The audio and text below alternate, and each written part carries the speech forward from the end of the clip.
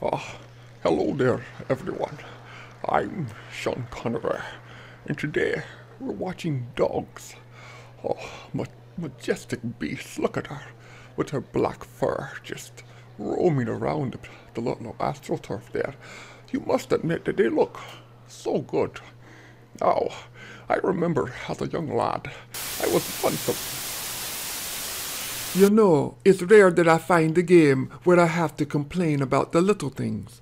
Watch Dogs is a game that makes me question having any type of camera in my house. Someone hacking into that useless Xbox Connect just to get a picture of me getting a blowjob isn't exactly one of my biggest fantasies, although I guess that would be a great way to get new celebrity sex tapes.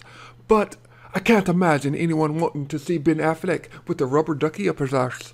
Anyway, Watch Dogs is a game about a man who channels the powers of America's NSA into his cell phone and goes into a killing rampage in comparison to GTA.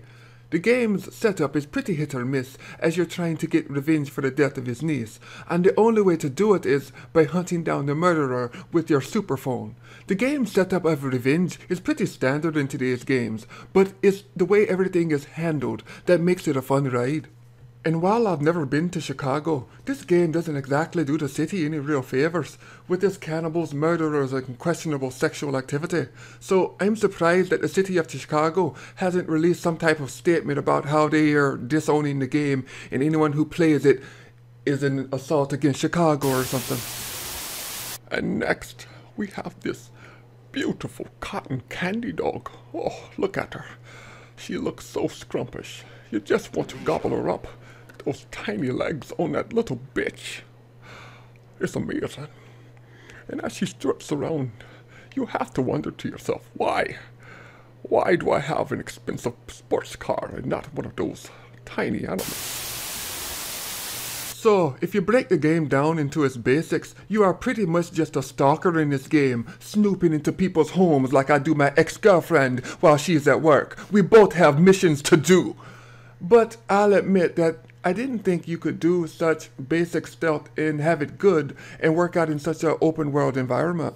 And the ability to snoop in on people saying their names and occupation does actually give the game a nice level of personality. The gameplay is actually pretty solid, with a high mixture of gunplay and car driving. Some may say that the game becomes a little bit repetitive after a while, but that depends on what you're doing. If you're just going to stick to the story, you truly won't get bored. The city actually has a lot of fun things to do, like board games and such. But you know, if there's one thing I really hate about that game, is that every damn time I try to...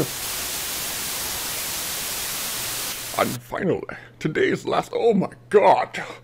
What the fuck is that? Someone... give it some hair. This channel is not about nudity. It looks cold. Someone give it a coat. My god. It kills me every time. Now, I understand that this was supposed to be a launch title for the new systems and that it was pushed back for polish. And you know what? I'm happy that they did that.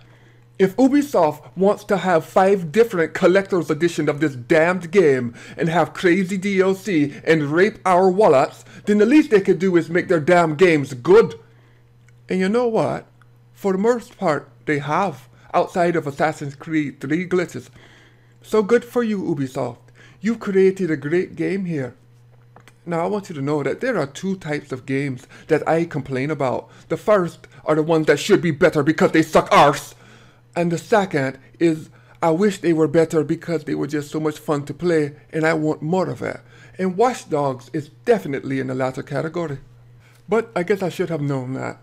But can anything with dogs at the end of it be bad? Sleeping Dogs, Watch Dogs, Reservoir Dogs, All Dogs Go to Heaven. Wait, wasn't there a sequel? I guess that doesn't count. Anyway, this review has gone on long enough.